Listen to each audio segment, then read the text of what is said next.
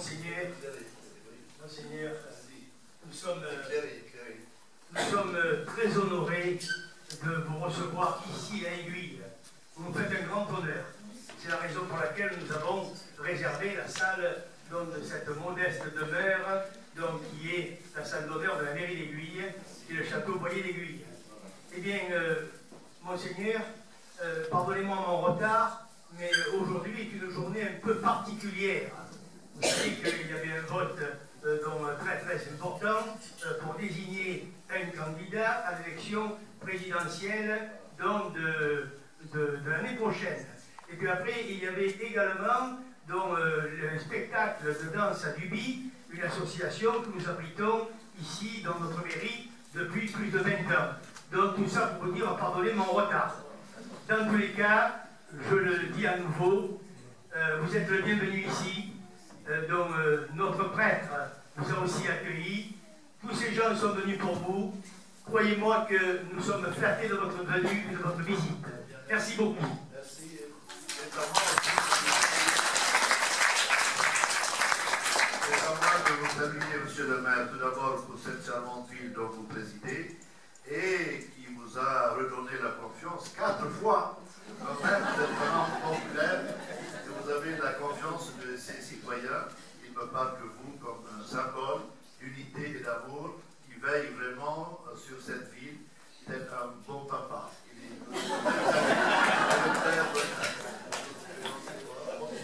le père du père. Merci beaucoup. Comme vous disiez, Monseigneur, la Syrie est un verrou stratégique dans cette région du Proche-Orient et c'est pourquoi 85 nations se font la guerre là-bas sur place. Il y a des enjeux pour les ressources énergétiques considérables et voilà que la Syrie en fait les frais.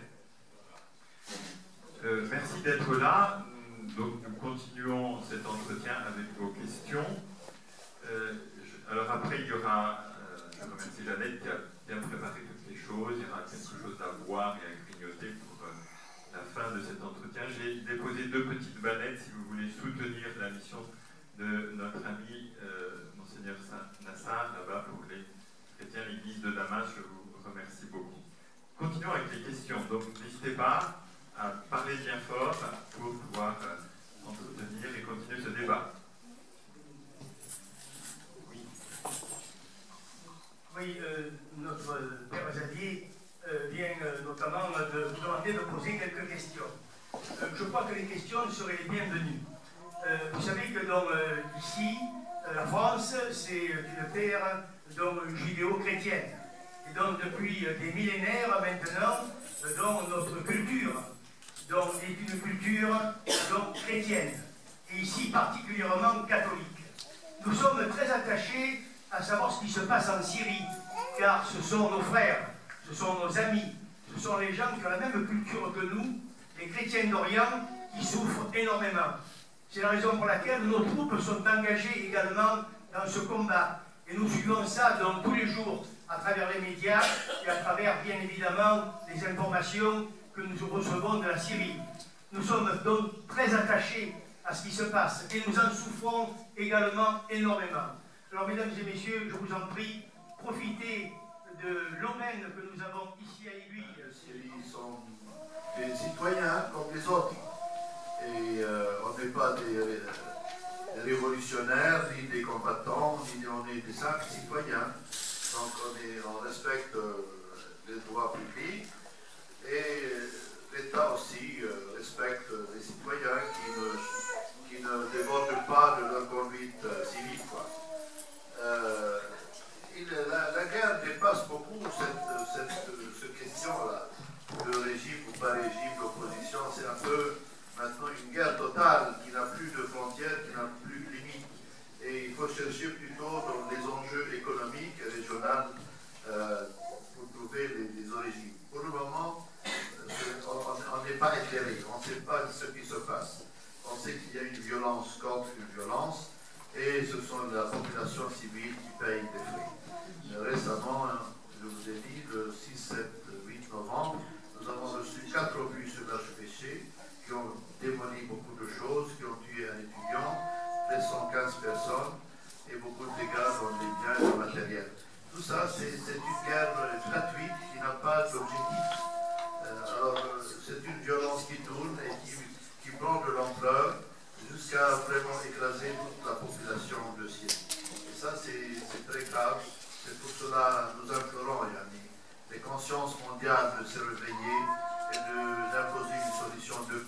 ce pays.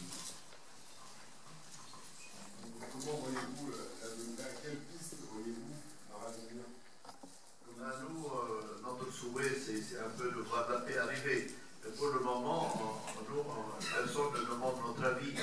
On est là, on subit la guerre et on cherche un peu à aider les familles à rester. Vous savez, l'exode nous a fait perdre plus de la moitié de nos populations, de nos familles. Et maintenant, il en reste une poignée. C'est pour cela qu'on a lancé une activité sociale pour aider ces familles à rester.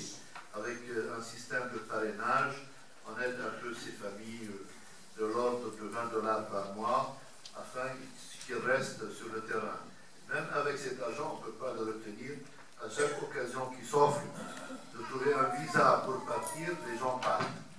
Et je vous dis une chose, le peuple syrien est un peuple très bon, est un peuple généreux, est un peuple patient, qui ne parle pas, qui ne dit pas ce qu'il pense, ni de ce qu'il veut. Il subit avec douleur et silence, un peu, il vit en silence, et il meurt en silence. Et ça fait souffrir de regarder devant vous un tas de gens qui ne disent pas leur mal. Voilà, mais vous devinez de leur regard, de leur comportement, de leur maladie, de la souffrance. Eh bien, ce peuple qui a été très généreux, il a dit ce peuple, enfin, il dit toujours, il pense, mais moi je pense à la place de ce peuple, s'il vous plaît. Ce peuple syrien a accueilli, au début du siècle, par grand nombre, des réfugiés arméniens. Ces réfugiés arméniens sont venus par milliers, par dizaines de milliers en Syrie. Ils ont été accueillis convenablement dans ce pays. Ensuite, dans les années 30, il a accueilli des réfugiés assyriens. Des réfugiés assyriens qui sont venus aussi en grand nombre s'abriter en Syrie et trouver terre d'asile. Et ce peuple syrien a accueilli dans les années 40 des réfugiés palestiniens venus aussi très nombreux. Ensuite, il a accueilli des réfugiés libanais pendant la guerre du Liban qui a duré 15 ans. Beaucoup de Libanais ont trouvé refuge en Syrie. Et récemment, quand je suis arrivé à Damas, ils accueillit des réfugiés irakiens. Plus d'1,5 million de réfugiés irakiens sont venus en Syrie. Et ils disent, nous avons accueilli doucement de réfugiés, et maintenant nous sommes devenus nous-mêmes des réfugiés, et personne ne veut nous accueillir. Et elles sont très amères de ce côté parce qu'ils ne trouvent pas bon accueil, ni chez les pays voisins, ni dans les pays lointains. Et ça, c'est une souffrance et amertume. Et beaucoup meurent noyés dans la mer et cherchent à partir par n'importe quel moyen. Nous avons beaucoup fait des funérailles à Damas pour des gens morts noyés dans la Méditerranée qu'on n'a pas pu enterrer. Donc, et ça, c'est très douloureux. Donc, ces gens qui cherchent à partir, qui ne veulent pas partir, parce qu'à l'origine, ils étaient heureux sur leur sol. Et maintenant, ils sont obligés de partir dans les 4 coins du monde. Et ça, c'est une grande souffrance pour ce peuple qui n'exprime pas ses désirs et ses souhaits.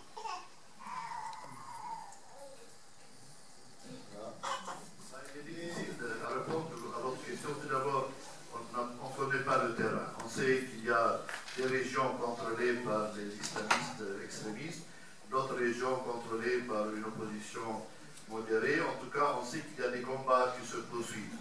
Ça veut dire qu'il y a des conflits régionaux aussi qui sont derrière chaque côté, qui continuent à se faire la guerre.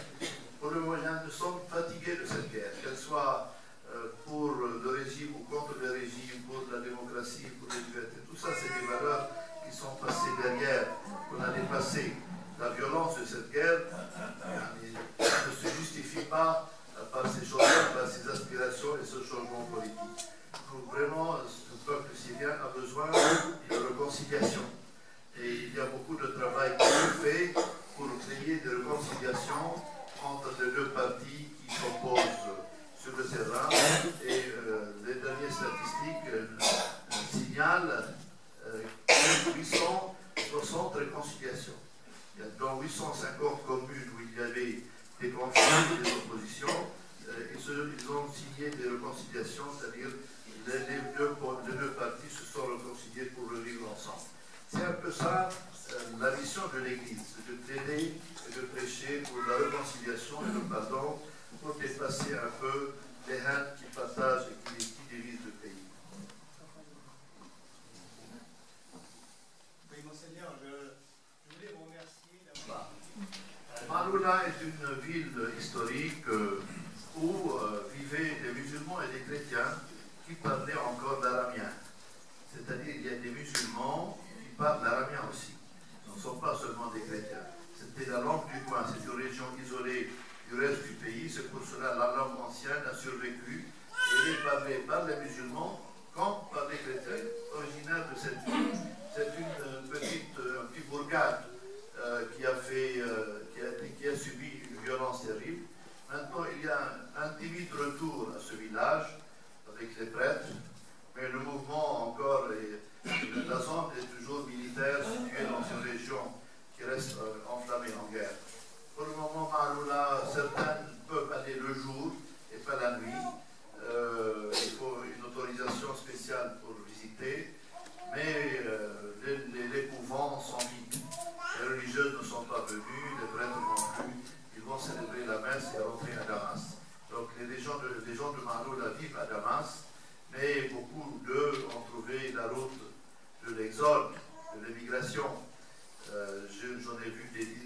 À leur arrivée, on les a bien accueillis et très tôt, ils ont trouvé des visas pour partir au Canada, en Australie, en Suède, dans les autres pays.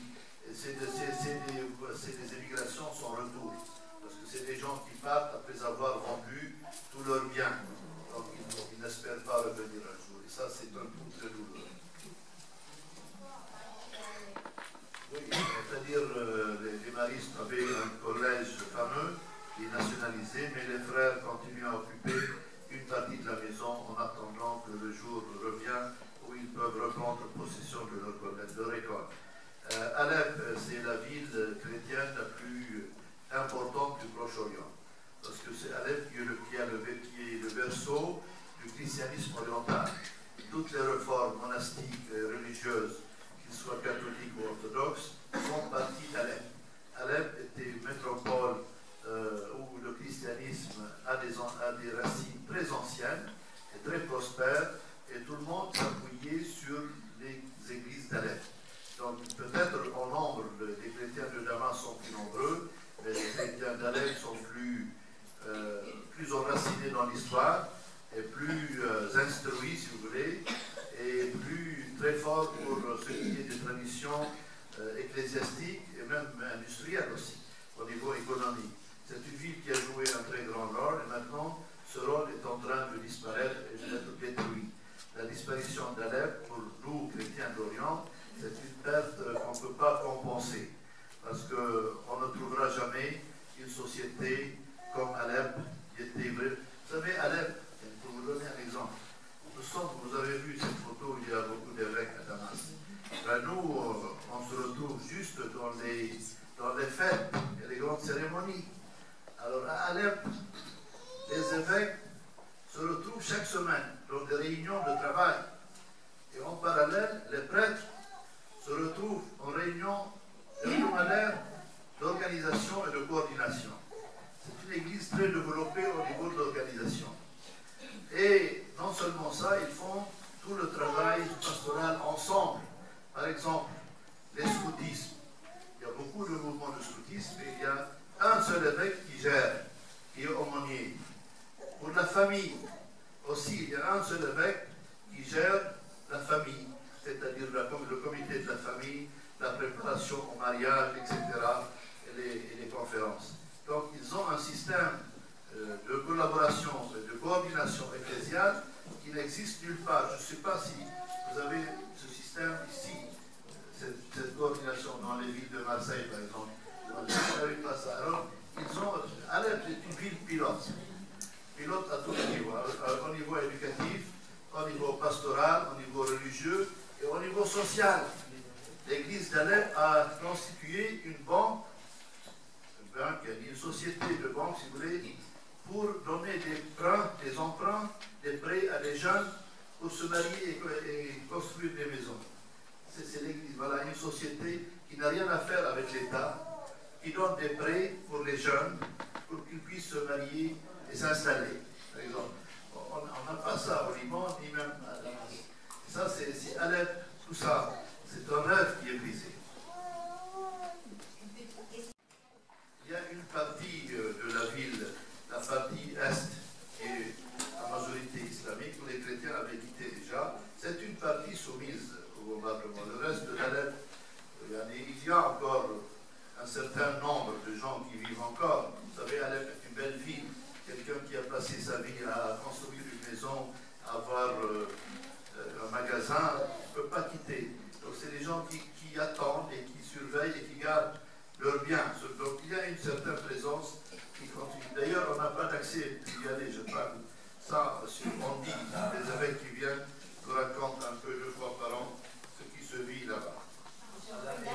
Les extrémistes islamiques ne sont pas partout. Ils sont plutôt à l'est, dans le désert. Dans les autres villages mixtes, ils n'ont pas une présence importante. On a un peu éloigné leur danger, si vous voulez. Mais dans le reste de la Syrie, c'est de réconciliation tous les jours. Et ça, c'est une bonne formule pour reconstruire la paix de l'intérieur en attendant que l'extérieur nous aide. C'est-à-dire, maintenant, avec le découpage, il y a un grand rassemblement à Damas. Il y a un grand rassemblement des chrétiens dans la Syrie centrale, c'est-à-dire entre Homs et Latakia, la vallée chrétienne là-bas, il y a encore. Et c'était Alep, maintenant ce n'est plus. Je crois maintenant c'est la région centrale qui regroupe le plus de c'est loin des champs de guerre. Merci Antoine. Il est un concitoyen. Voilà. Dans le comportement de l'Occident et de la France face à ce pays où les clivages idéologiques se mettent en place avec des organismes tels que l'organisme de Londres, de la Ligue des droits de l'homme de Londres qui vous balance tous les jours des communiqués sans jamais de contrepartie. Autrement dit, tout le monde s'en fout. C'est comme le M. Saint-Étienne, on est pour ou contre le régime. On est pour la gauche ou pour la droite, mais en réalité, tout le monde se fout du régime. Je veux dire, en termes financiers, en termes de prières, en termes de rapports, je doute que l'Occident ait un tel intérêt profond et sincère pour la Syrie. C'est-à-dire, oui, je comprends votre souci, votre inquiétude. L'Europe a joué un rôle assez important au début des événements, mais depuis un certain moment, l'Europe est marginalisée. La position de l'Europe ne pèse plus. Et ça, je suis un peu inquiet pour cette évolution. À présent, depuis 2 ans, depuis 2015 exactement, depuis 1 an et demi, les Russes et les Américains se réunissent entre eux et décident tout sans l'Europe, sans consulter l'Europe. Et moi, je trouve ça, c'est un peu, doit vous aider à réfléchir. Vous êtes la plus grande puissance économique du monde, avec une petite tête. Vous n'avez pas de tête. Vous n'avez pas un sens des décisions. Il y a un problème. Il y a un problème à refaire des choses. Il y a un problème. Comment ça se fait que la plus grande puissance du monde est mise à l'écart? Voilà. Moi, je m'interroge là-dessus. À un niveau économique, on se bat en Syrie. On se bat en Syrie pour l'argent des Européens. On vise votre argent. Vous allez me dire comment? La guerre a commencé et le plus grand combat eut lieu à Homs, la ville centrale. Et si vous regardez une carte du Proche-Orient, vous avez toute la Méditerranée orientale entourée par des chaînes de montagnes, sauf ce couloir de 5 km qui est devant Homs, qui va de la ville intérieure jusqu'à la mer en plaine. Ce couloir est assez côtoyé par le monde entier. Et ce couloir cherchait les Arabes, les Qatars, les Américains à faire passer par ce couloir un gazoduc qui venait du Golfe Persique jusqu'à la Grèce pour vous vendre le gaz moins cher que le gaz russe qui finance la Russie. Alors la Russie a bloqué ce passage pour que la Russie continuez à acheter le gaz russe. Je parle de l'Europe du Nord. Parce que vous achetez votre gaz en Algérie. Alors, voilà un enjeu économique. Ils se battent pour l'argent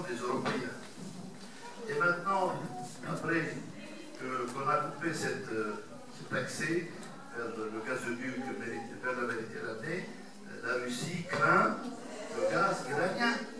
Si le gaz iranien arabe est exclu, le gaz iranien n'est pas exclu. Il peut venir par ce passage et arriver chez vous et faire la concurrence au gaz russe. Et la Russie, au niveau économique, est un pays ruiné. Il n'a plus rien, sauf ses exportations de pétrole et de gaz. Alors la Russie est venue en toute force maintenant bloquer ce passage. Ils ont fait une base militaire à Tartous où ce couloir doit aboutir sur la mer. Donc il y a un côté économique qui vise l'argent des Européens pour les obliger à acheter le gaz russe plus cher que le gaz arabe ou iranien. Et ça, c'est une explication, hein, ce n'est pas... On ne le dit pas, c'est des choses qui gèrent. Vous savez, toutes les guerres, Napoléon le Grand, premier disait, chercher pendant les guerres, chercher la femme, chercher l'argent. À la femme, on ne fait plus la guerre pour une femme, mais on fait toujours la guerre pour l'argent. Voilà. Donc les intérêts économiques sont toujours... Voilà, Madame Delphin. Est-ce que vous avez de bons rapports avec les autres minorités, en particulier les Alaouites et les Druzes? Nous, on vit avec, on est des petites minorités, on a intérêt à avoir des bonnes relations avec tout le monde. Et avec maintenant les dangers de déplacement, on a perdu un peu de cette liberté. Ça veut dire qu'on ne peut pas facilement passer d'une région à une autre pour participer à leurs festivités. Mais sinon, avant la guerre, pour Pâques et Noël, tous les musulmans venaient chez nous, et nous, pour Fotol, on allait chez eux. Et j'ai encore du temps, ça suffit. Je vais vous raconter une chose, puisque partout là où je vais en France, on me pose des questions sur l'islam. Qu'est-ce qu'on fait avec l'islam? Comment vous faites pour vivre avec l'islam? Et ça, c'est un sujet qui revient partout. Je vais vous dire, il y a de bons musulmans. Si je suis encore à Damas, c'est grâce à des musulmans modérés qui ont sauvé en 1860 notre curé et des familles chrétiennes. Mais aussi, il y a des musulmans de moments de violence fanatique qui peuvent nuire. Alors, il faut traiter avec un islam modéré pour les aider dans l'amitié. Et pour vous donner un exemple sur un islam qui tire sur l'action, qui peut un peu établir une bonne relation avec l'islam. Il y a un certain prêtre qui s'appelle Jacques Brad, qui a été kidnappé par Daesh, par ISIS. Il a été kidnappé pendant 4 mois. Et finalement, il a été relâché, ou on dit qu'il a fui. Alors, son histoire dit que, quand il était au couvent de Saint-Jacques, il distribuait des aides humanitaires à tout le monde, y compris à ses familles intégristes. Alors, ces familles intégristes n'ont pas oublié qu'il était un bon samaritain, un bienfaiteur à tout le monde. Alors, c'est eux qui l'ont aidé à s'échapper. C'est des musulmans fanatiques de Daesh qui ont aidé le père Jacques à se déguiser et partir d'Ali et revenir dans son couvent. Donc, quand on fait du social, du bon social en nom du Seigneur, on est sûrement de voir en retour des réactions humanitaires. Et en face de nous, vous savez, nous avons, j'ai parlé ce matin, nous avons beaucoup de vocations. Nous sommes une petite église, mais notre séminaire est plein. Pourquoi notre séminaire est plein? Parce que nous sommes une petite minorité, en face de nous, il y a un islam écrasant pour se défendre, donc les vocations viennent, en quelque sorte. Il y a mais l'islam aussi peut nous aider dans notre démarche de foi. Je vais vous raconter comment. Les musulmans jeûnent Ramadan. C'est-à-dire 30 jours, 28 jours, c'est un mois lunaire, 28 jours. Alors ils jeûnent Ramadan. Tout le monde. Du matin jusqu'au coucher de soleil. Ils jeûnent Ramadan. Alors en parallèle, nous, que devient notre carême? Notre carême devient symbolique. Tout entend le carême, mais on mange tout, on fait tout. Donc il nous rappelle un devoir que nous avons oublié. Et ça, c'est quelque chose qui revient chez nous. Chez nous, les chrétiens à Damas recommencent à jeûner pendant le carême. Donc, comme les musulmans, si vous voulez, une contagion qui peut être bénéfique aussi, pourquoi pas. Alors, les musulmans, ils font leur prière visiblement dans la rue, n'importe où, alors que nous, on a honte de faire le signe de la croix. Des fois, on a perdu notre identité. Et ça, c'est bien. Les musulmans nous rappellent qu'on a aussi des obligations spirituelles qu'on doit vivre pour garder notre identité. On a honte de porter la croix, par exemple, etc. Il y a des signes extérieurs qui nous aident, je ne sais pas, moi je trouve que ça nous aide à avoir une petite communauté chrétienne vivante. Si vous regardez la guerre en Syrie, tout ce qu'on fait pour aider, ce n'est qu'un verre d'eau. On est vraiment petit, on a honte par rapport aux besoins. Tout ce qu'on fait, c'est rien du tout. Alors, comment font les Syriens pour vivre? Ils vivent parce qu'ils ont ce qu'on appelle al-zakat, c'est-à-dire l'aumône. Ils donnent l'aumône. Chacun qui touche son salaire, il donne une partie pour les pauvres, obligatoire. Ça existait déjà chez nous, il s'appelait le dîme. Nous, on payait dans le temps 1/10 de nos ressources. Maintenant, on donne à la caisse des pièces, où on donne un peu plus, et on ne donne pas, surtout pas le 10e. Alors les musulmans nous appellent à donner aux pauvres. Comme ça, les réfugiés syriens qui n'ont plus personne sont accueillis par les voisins et financés par les autres voisins, etc. Et ça, c'est une solidarité sociale que nous avons réveillé un peu notre identité chrétienne qui a disparu. À mon avis, ça, c'est la meilleure réponse à toute montée islamique, c'est de se ressaisir et de revivre sa foi. C'est mon avis, je vais pas partager.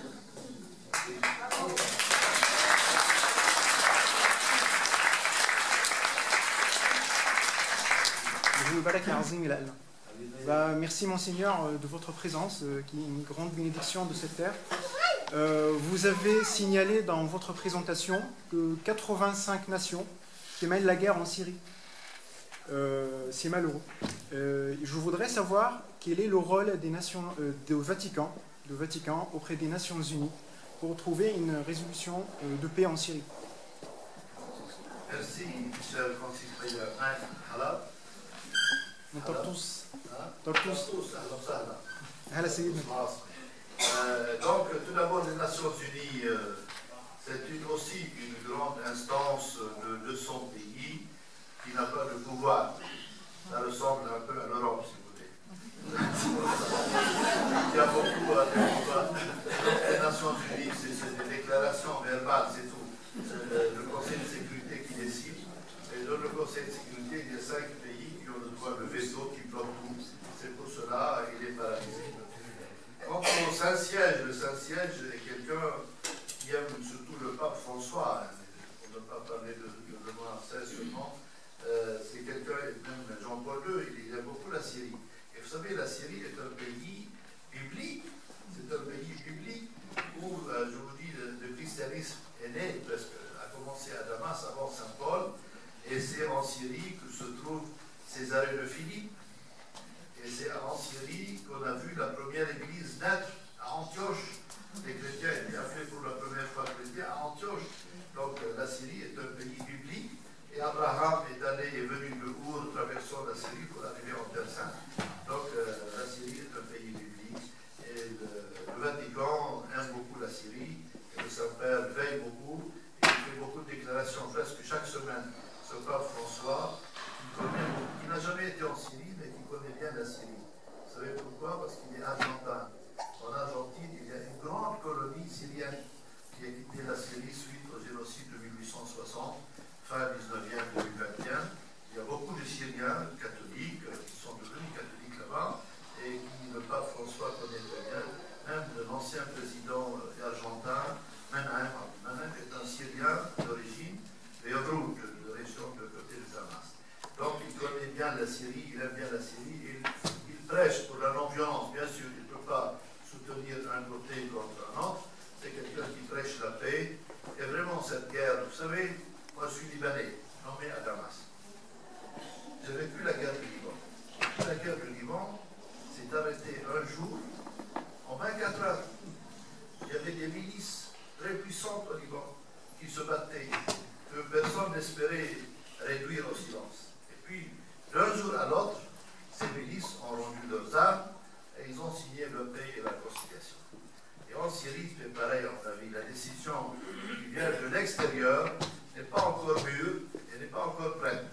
Si cette décision vient, parce que cette guerre n'est pas fomentée de l'intérieur, elle est fomentée de l'extérieur.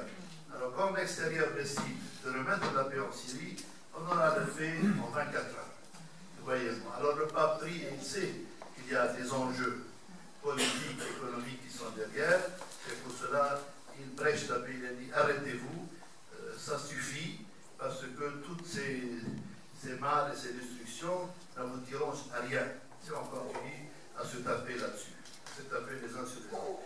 Alors, on devient vraiment des victimes et des victimes de la violence. Et c'est pour cela le drame syrien, je vous ai déjà dit, c'est le drame le plus cruel qu'a vu le monde depuis la Deuxième Guerre mondiale. Une question un petit peu politique. Je ne sais pas si votre devoir de réserve va vous permettre d'y répondre. Nous savons tous qu'il y a des exactions qui se font en Syrie, autant d'un côté que de l'autre. Et donc beaucoup de Français ici se posent la question sur Bachar al-Assad. Donc les Français sont très divisés sur la conduite à tenir. Est-ce que donc, cet homme doit être destitué ou est-ce que cet homme doit rester donc au pouvoir? Alors la question que je me pose et que bon nombre de mes concitoyens se posent aussi, si le régime de Bachar tombait, est-ce que notamment la Syrie trouverait un régime démocratique ou est-ce que la Syrie tomberait dans les mains de l'islam radical?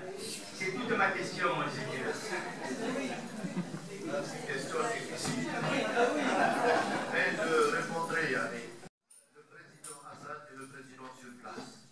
Il est élu, donc il est investi par les instances locales. À mon avis, depuis, c'est un sujet qu'on a un peu dépassé. Qu'il soit là ou pas là, la guerre a d'autres objectifs. Ce n'est pas Assad qui est visé. S'il est là, il va mourir d'une crise cardiaque un jour de la semaine. Alors, ce n'est pas la fin du pays. Son père était beaucoup plus important que lui. Et il est parti et le pays a continué. Donc, est-ce qu'il y aura une démocratie? Moi, je m'étonne. Parce que la démocratie est un mot qui n'a pas d'équivalent en arabe. On n'a pas la traduction démocratique. Le même mot reste en arabe. Ça veut dire qu'on n'a pas la démocratie. On n'a pas. Et tout le monde arabe vit dans des théocraties. La Syrie sera un peu à cette image-là. Ce sera une théocratie peut-être différente, mais ce ne sera jamais un pays démocratique à l'occidental. Ça, on n'aura jamais ça. Regardez le monde arabe, du Maroc jusqu'à l'Irak. Les présidents sont élus à vie, ou des généraux, ou des rois. Donc, les présidents ne changent pas. Pourquoi voulez-vous changer en Syrie? Alors, on est un peu dans cette mentalité de l'islam. Il faut voir l'islam. Vous savez, on a fait cette comparaison quand on était à la Cato à Lyon. On dit que l'islam est une religion monothéiste, unitaire. Dieu est seul. Vous savez, quand vous devenez musulman, vous dites, la première chose que vous devez dire, il n'y a que Dieu, qu'un seul Dieu, unitaire. Il y a un seul Dieu. Alors nous, c'est à l'image de leur religion, le gouvernement dans les pays islamiques, c'est un peu à l'image de leur foi. Un seul, unique. Alors que nous avons un Dieu trinitaire, Père, Fils et Saint-Esprit, et nous avons en réciproque un peu de régime qui ressemble à la Trinité. Nous avons des pouvoirs législatifs, des pouvoirs juridiques et des pouvoirs exécutifs. Alors, vous pouvez rigoler, c'est un peu dans l'anthropologie des peuples. Donc nous sommes un peu à l'image de notre religion. C'est la démocratie, c'est quelque chose qui est né du christianisme. Donc, la démocratie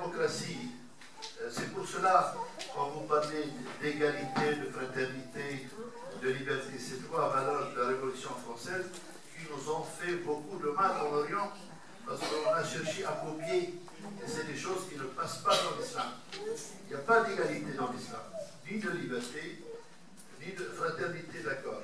On peut accepter ça, mais on ne peut pas, ça ne passe pas. C'est pour cela l'islam, c'est une religion codée qui est vraiment de A à Z. On ne peut pas ajouter. Et chaque fois qu'on a essayé d'ajouter, on peut ajouter, regardez maintenant avec l'influence russe, on peut introduire dans la constitution syrienne égalité, fraternité, etc., liberté, mais ça sera momentanément. Et à la première occasion, l'islam va se remonter et étouffer. C'était la guerre de 1860. Les génocides de 1860, c'est que la France, par l'amitié avec l'Ottoman, ont introduit l'égalité. Pas question, les non-chrétiens, les non-musulmans soient égalitaires avec les musulmans. Donc voilà, on a payé plus de 10 000 martyrs à Damas.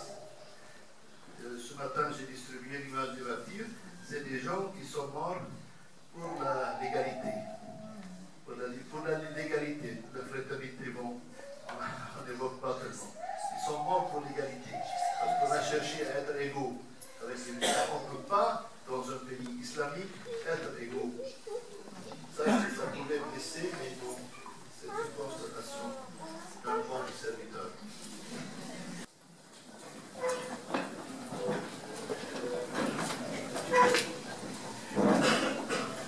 Je vous donne la bénédiction, on va étudier. Vous avez écouté tout à l'heure en arabe. Le maire n'était pas là. Vos concitoyens ont chanté en arabe.